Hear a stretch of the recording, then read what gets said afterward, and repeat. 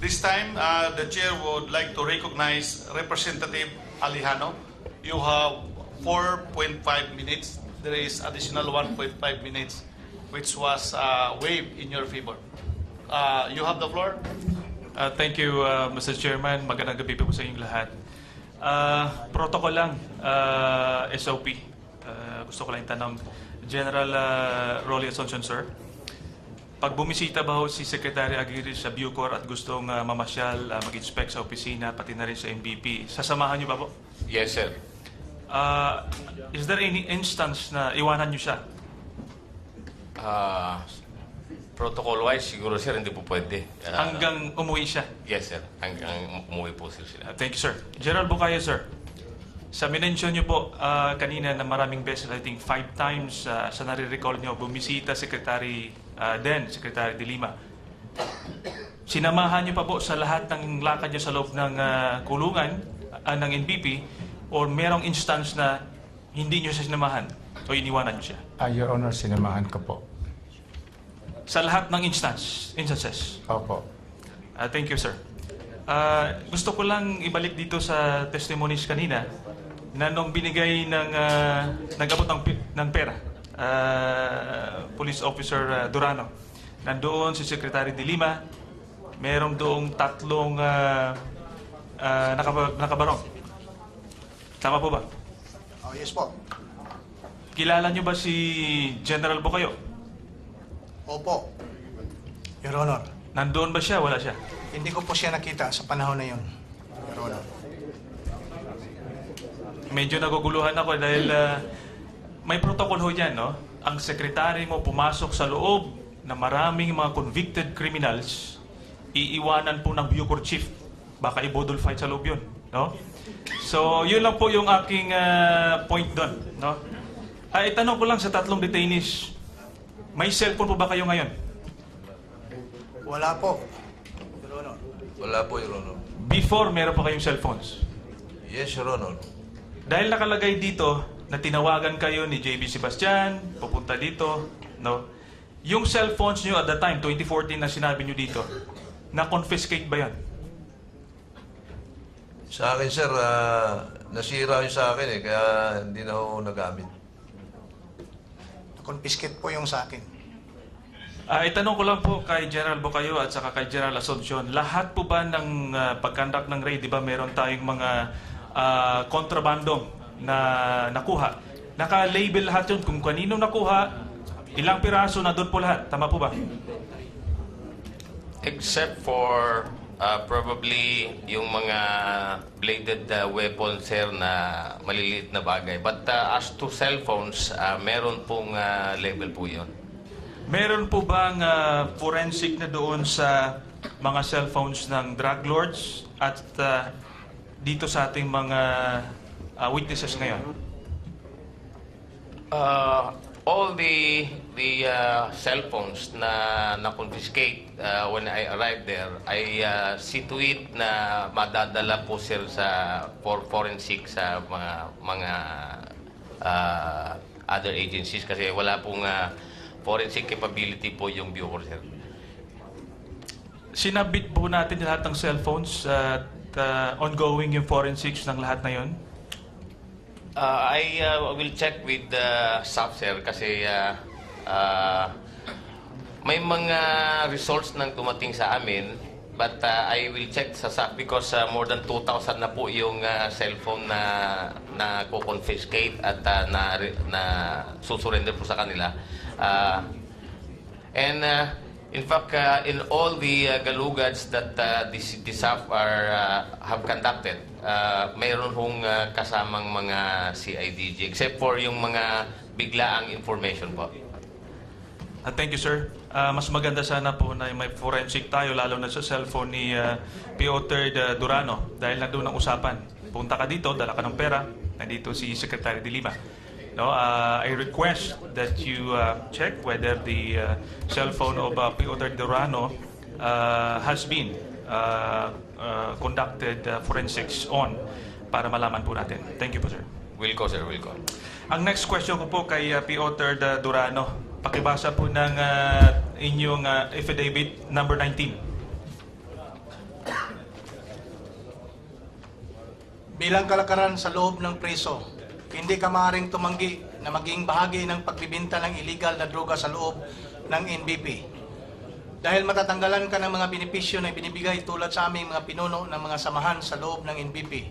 At ang malala ay ang posibilidad na pagbantaan ang aming buhay kung hindi makikisama at magiging parte ng ganitong sistema. Thank you. So, ibig sabihin, napuwersa ka. Tama po ba? Iyon po, Your Honor. Itanong ko lang kung kaya bang ipitin ang bisita mo, groceries mo ng gwardiya dyan sa gate? Pardon, Your Honor? Kung meron kang bisita, meron kang groceries na dala, kaya bang ipitin ng gwardiya papasok sa gate? Papunta sa'yo? Iniipit po yun sa gwardiya. Pwede po kung gusto nila iipitin. Pwede ka rin i-transfer sa ibang lugar, kung pwede. Opo, kung gusto nila. So, ibig sabihin, kayang-kaya ng gwardiya, ipitin kayo lahat. Tama po ba? Opo, Your Honor. Kung siyang naka-duty ngayon. So, kung ang gwardiya kaya kang ipitin, kaya ka bang ipitin ng Bucor Chief at saka DOJ Secretary? Kung kaya ka ipitin ng gwardiya, kaya ka bang ipitin ng Bucor Chief at saka ng DOJ Secretary? Lalo na. That's the point. Ibig sabihin, lahat ang buhay, no, lahat ng bisita nyo, kaluwagan, kagipitan sa loob ng kulungan, nasabi ko po yun dahil kulong din ako no? Kayang ipitin doon sa loob. So, ibig sabihin, kahit yung buhay nyo ay nakahawak doon sa gwardiya, lalong-lalo na sa nagmamarriage sa Bucor. Ngayon po, hindi ka pinilit na mag-testify dito. Hindi po, Your Honor. Ano po yung kaso nyo? Anong sentensya? Murder po, at saka prostrated murder. Gano'ng katagal ang kulong? Nasintensyahan po ako ng 20 and 1 day to 40 years sa murder. 20 to 40 years, tama? Opo, 20 and 1 day to 40 years. Alam mo bang parusa sa pagsisinungaling? Yes, Your Honor. Ano ang parusa sa pagsisinungaling? Perjury. Perjury po, Your Honor. Yun nga po, perjury lang, libel, sisiw lang yun sa life sentence na parusa ng murder, tama? Kung ihambing mo sa murder, maliit lang yun po, Your Honor. Kaya nga po, natatakot ka bang makulong? Nakakulong na po ako, Your Honor. Tama. Pero natatakot kang mamatay. Lahat ng tao, siyempre gusto pa rin mabuhay. Tama po, Mr. Chairman.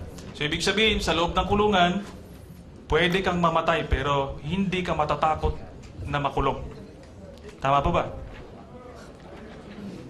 Wala, nakakulong na. Paano ka natakot?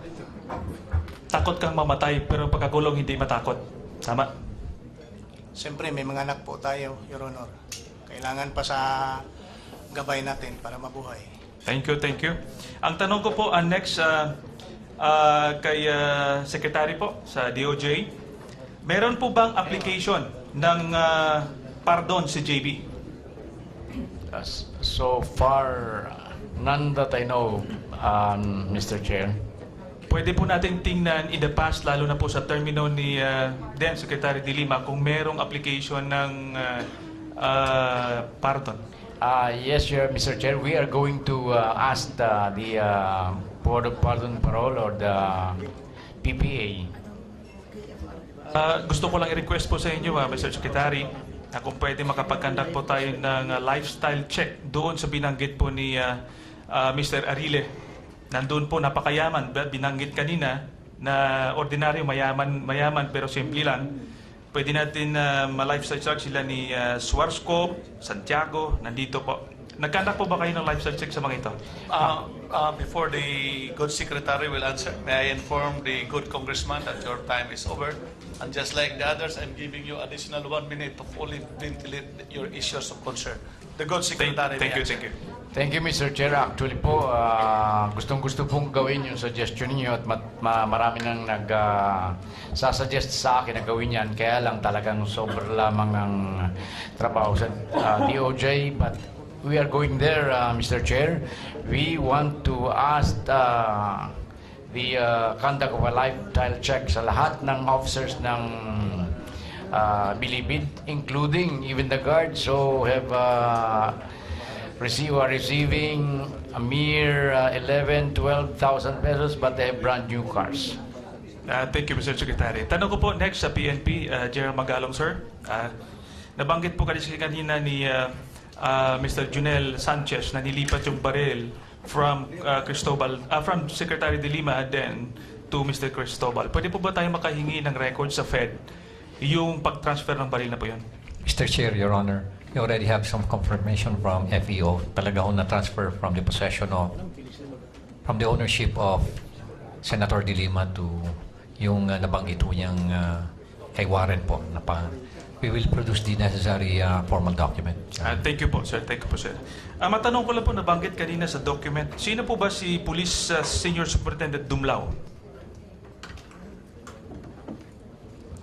Member po siya ng Philippine National Police. Hindi ko lang po alam kung saan po siya assign ngayon. If you are referring to Police Senior Superintendent Glenn Dumlao, Your Honor. Kasi nabanggit po kanina doon na kausap niya si Mr. Dunggail. Gusto ko lang malaman po ang details ni Police Senior Superintendent Dumlao po. He is a very seasoned operator, Your Honor. Mr. Chair, Thank you, sir. Mr. Chair, I can provide the answer to that. Please, sir. Is the present R6 of Region 4A, is the present controller of Region 4A, Philippine National Police. Thank you, sir. Gusto natin malaman sana kung ano yung business niya pumasok sa doon sa NBP. Your Honor, he's one of our seasoned operator. At he's a very, very competent operative, Your Honor. Thank you, sir. Panghuli na lang, Mr. Chairman, gusto ko lang i-confirm ang threat sa buhay ni Director Bukayo because when we had an inspection and hearing inside Bilibid, sinabi niyo pa kasi nung umalis po yung mga kasamahan namin dito, members of Committee on Justice, we had lunch together sa kanyang quarters. Dahil pinakita sa kanya yung pictures ng kanyang pamilya na nakuha ng supposedly drug lords. Kaya sinabi din sa akin, kaya I want to disclose, na talagang takot siya sa buhay niya dahil yung pamilya niya ay nagiging subject na ngayon ng mga drug lords. No? Isa po yung i-confirm ko. Pangalawa, Congressman, your time is over. last ito na lang po. Okay, please. And then, bumisita po kami sa kubol ni JB Sebastian. Nag-inspect po kami doon sa loob. As far as I can remember, na doon po si Majority Floor Leader Fariñas, Congressman Belmonte, Congressman Tupas. Pumasok po kami doon at nakita namin ang kubol ni JB Sebastian. Nakausap po namin si JB Sebastian. And I want to confirm, dahil doon sa hearing, na the Bucor o DOJ used JB Sebastian in their operation. So that's all, Mr. Chairman. Salamat po sa extension and good evening. Okay, thank you very much, the Honorable Alejano.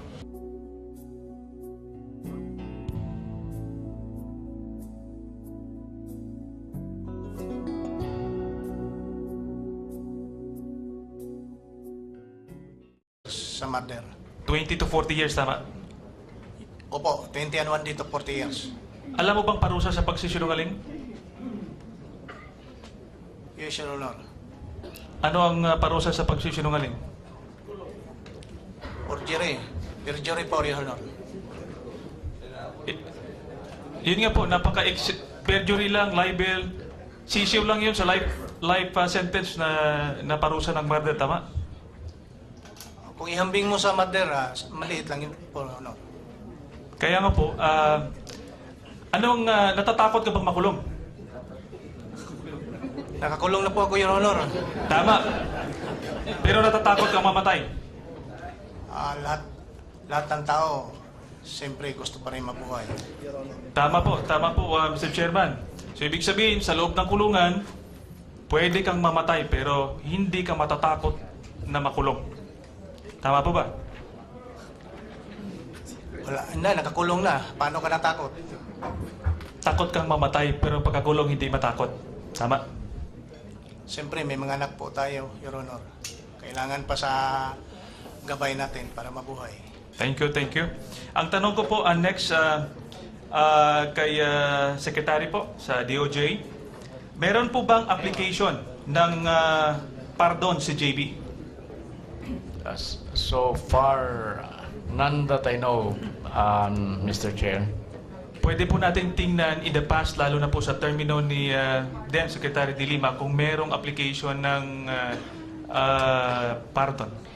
Yes, Mr. Chair. We are going to ask the Board of Pardon Parole or the PPA. Gusto ko lang i-request po sa inyo, Mr. Secretary, na kung pwede makapag-conduct po tayo ng lifestyle check doon sa binanggit po ni Mr. Arile. Nandun po, napakayaman. Binanggit kanina na ordinaryo, mayaman pero simple lang. Pwede natin ma-lifestyle check sila ni Swarscope, Santiago, nandito po. Nag-conduct po ba kayo ng lifestyle check sa mga ito?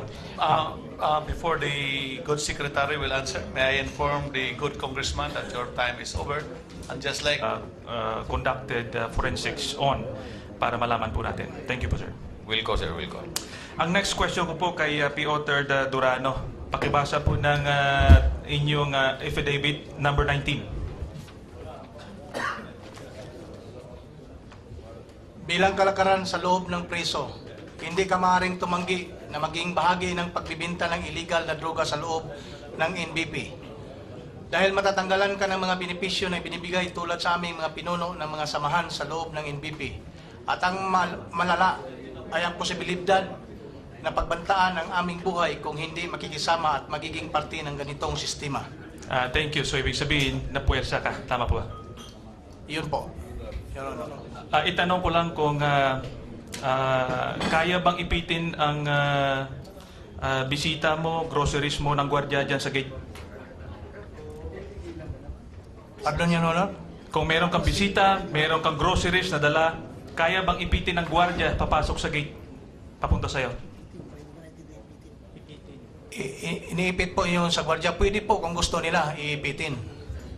Pwede ka rin i-transfer sa ibang lugar, kung pwede. Opo, kung gusto nila. So, ibig sabihin, kayang-kaya ng gwardiya, ipitin kayo lahat. Tama po ba? Opo, Your Honor. Kung siyang naka-duty ngayon. So, kung ang gwardiya kaya kang ipitin, kaya ka bang ipitin ng Bucor Chief at saka DOJ Secretary? Kung kaya ka ipitin ng gwardiya, kaya ka bang ipitin ng Bucor Chief at saka ng DOJ Secretary? Lalo na. That's the point. Ibig sabihin, lahat ang buhay, no, lahat ng bisita nyo, kaluwagan, kagipitan sa loob ng kulungan, nasabi ko po yun dahil kulong din ako no? Kayang ipitin doon sa loob. So, ibig sabihin, kahit yung buhay nyo ay nakahawak doon sa gwardiya, lalong-lalo na sa nagmamanage sa Bucor. Ngayon po, hindi ka pinilit na mag-testify dito. Hindi po, Your Honor. Ano po yung kaso nyo? Anong sentensya? Murder po, at saka frustrated murder. Gano'ng katagal ang kulong? Nasintensyahan po ako ng 20 and 1 day to 40 years. Na tinawagan kayo ni JB Sebastian, pupunta dito, no? Yung cellphones nyo at the time, 2014 na sinabi nyo dito, na-confiscate ba yan? Sa akin, sir, nasira yun sa akin kaya hindi na ako nagamit. Confiscate po yung sa akin.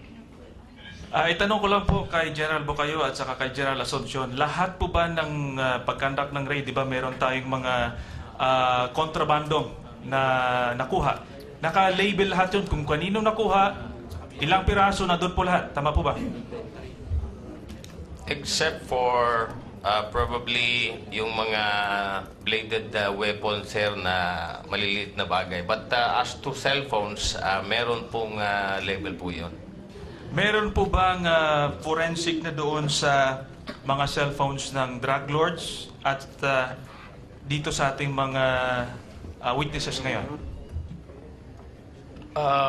All the cellphones na confiscate when I arrived there, I see to it na madadala po sir for forensic sa mga other agencies kasi wala pong forensic capability po yung Bucor, sir. Sinabit po natin lahat ng cellphones at ongoing yung forensics ng lahat na yon? I will check with the staff, sir, kasi may mga results nang dumating sa amin, but I will check sa SAC because more than 2,000 na po yung cellphone na confiscate at na susurrender po sa kanila. And in fact, in all the galugads that the SAF have conducted, mayroon hong kasamang mga CIDG, except for yung mga biglaang information po. Thank you, sir. Mas maganda sana po na may forensic tayo, lalo na sa cellphone ni Piotr Durano, dahil nandun ang usapan. Punta ka dito, dala ka ng pera, nandito si Secretary de Lima. No, I request that you check whether the cell phone of Piotr Durano has been This time, the chair would like to recognize Representative Alejano. You have 4.5 minutes. There is additional 1.5 minutes, which was waived in your favor. You have the floor. Thank you, Mr. Chairman. Magandang gabi po sa inyong lahat. Protocol lang, SOP. Gusto ko lang tanong, General Rolly Asuncion, sir. Pag bumisita ba ho si Secretary Aguirre sa Bucor at gustong mamasyal, mag-inspect sa opisina, pati na rin sa MVP, sasamahan niyo ba po? Yes, sir. Is there any instance na iwanan niyo siya? Protocol-wise, siguro, sir, hindi po pwede. Hanggang umuwi siya? Yes, sir. Hanggang umuwi po sila. Thank you, sir. General Bukayo, sir. Sa minensyon niyo po kanina na maraming beses, I think 5 times sa nare-recall niyo, bumisita Secretary de Lima. Sinamahan niyo pa po sa lahat ng lakad niyo sa loob ng kulungan ng NBP, or merong instance na hindi niyo siya sinamahan o iniwanan niyo siya? Your Honor, sinamahan ko po. Sa lahat ng instances? Opo. Thank you, sir. Gusto ko lang ibalik dito sa testimonies kanina na nung binigay nag-abot ng pera, Police Officer Durano, nandoon si Secretary de Lima, merong doong 3 nakabarong. Tama po ba? Oh, yes po. Kilala niyo ba si General Bukayo? Opo, Your Honor. Nandoon ba siya? Wala siya? Hindi ko po siya nakita sa panahon na yun, Your Honor. Medyo naguguluhan ako dahil may protocol ho dyan, no? Ang sekretary mo pumasok sa loob na maraming mga convicted criminals, iiwanan po ng Bucor Chief. Baka ibodol fight sa loob yun, no? So, yun lang po yung aking point doon, no? Itanong ko lang sa 3 detainees, may cellphone po ba kayo ngayon? Wala po, Your Honor. Wala po, Your Honor. Before, meron pa kayong cellphones? Yes, Your Honor. Dahil nakalagay dito, The others, I'm giving you additional 1 minute to fully ventilate your issues of concern. The good secretary. thank you. Thank you, Mr. Chair. Actually po, gustong-gusto pong gawin yung suggestion niyo at marami nang nag-suggest sa akin na gawin yan. Kaya lang talagang sobrang lamang ang trabaho sa DOJ. But we are going there, Mr. Chair. We want to ask the conduct of a lifestyle check sa lahat ng officers ng Bilibid, including even the guards who have receiving a mere 11,000, 12,000 pesos, but they have brand new cars. Thank you, Mr. Secretary. Tanong ko po next sa PNP, General Magalong, sir. Nabanggit po kanina ni Mr. Junel Sanchez na nilipat yung baril from from Secretary de Lima then to Mr. Cristobal. Pwede po ba tayo makahingi ng record sa Fed yung pag-transfer ng baril na po yun? Mr. Chair, Your Honor, we already have some confirmation from FEO. Talaga ho na-transfer from the possession of, from the ownership of Senator de Lima to yung nabanggit ho niyang kay Warren po. We will produce the necessary formal document. Thank you po, sir. Thank you po, sir. Matanong ko lang po, nabanggit kanina sa document, sino po ba si Police Senior Superintendent Dumlao? Member po siya ng Philippine National Police. Hindi ko lang po alam kung saan po siya assign ngayon. If you are referring to Police Senior Superintendent Glenn Dumlao, Your Honor. Kasi nabanggit po kanina doon na kausap niya si Mr. Dunggail. Gusto ko lang malaman po ang details ni Police Senior Superintendent Dumlao po. He is a very seasoned operator, Your Honor. Mr. Chair, Thank you, sir. Mr. Chair, I can provide the answer to that. Please, sir. Is the present R6 of Region 4A, is the present controller of Region 4A, Philippine National Police. Thank you, sir. Gusto natin malaman sana kung ano yung business niya pumasok sa doon sa NBP. Your Honor, he's one of our seasoned operator. At he's a very, very competent